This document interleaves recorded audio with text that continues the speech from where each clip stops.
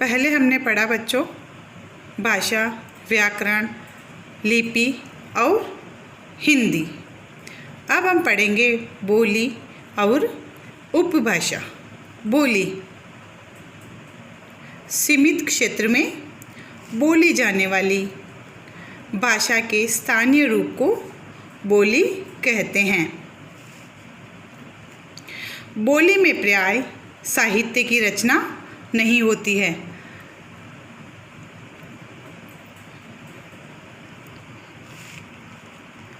क्षेत्र के आधार पर यह भाषा का ही सबसे छोटा रूप बोली है। मतलब क्षेत्र के आधार पर यह हमारी भाषा का सबसे छोटा रूप है।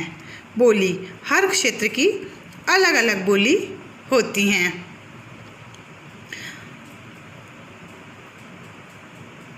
बोली को हमने हमारे ही घरों में दादी नानी के मुंह से सुना है। भौगोलिक कारणों से बोली का निर्माण होता है। कुछ भौगोलिक कारण ऐसे रहे हैं जिनके कारण से ही बोली का निर्माण हुआ है।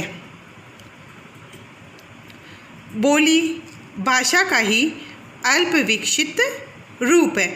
मतलब बोली जो है ये भाषा का ही एक छोटा सा रूप है। इसका प्रयोग सीमित क्षेत्र में होता है।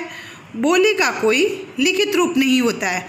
बोली का है कोई लिखित रूप नहीं होता है, परंतु लोक कथाएं एवं लोकगीत बोली की ही धरोहर है।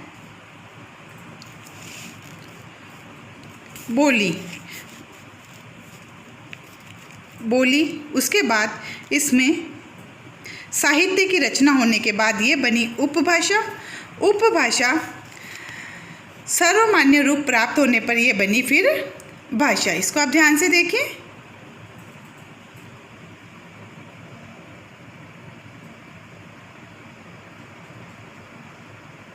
बोली उसके बाद साहित्य रचना होने पर यह बनी उपभाषा और सर्वमान्य प्राप्त होने पर, सभी जगह ये प्राप्त होने पर इसका रूप बना भाषा। अब हम देखेंगे भाषा और बोली में अंतर कि भाषा और बोली में क्या अंतर है।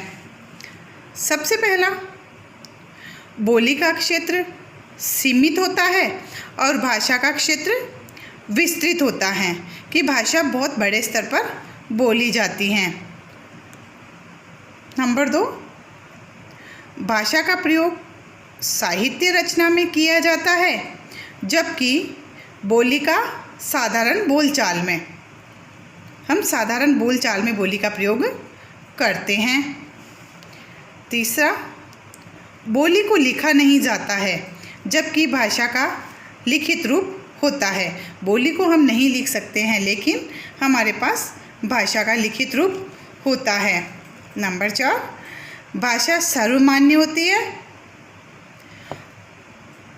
बोली को विशेष क्षेत्र में ही बोला जाता है, जैसे मारवाड़ या मेवाती में। देखिए आप ध्यान से भाषा और बोली में अंतर को ध्यान से देखिए।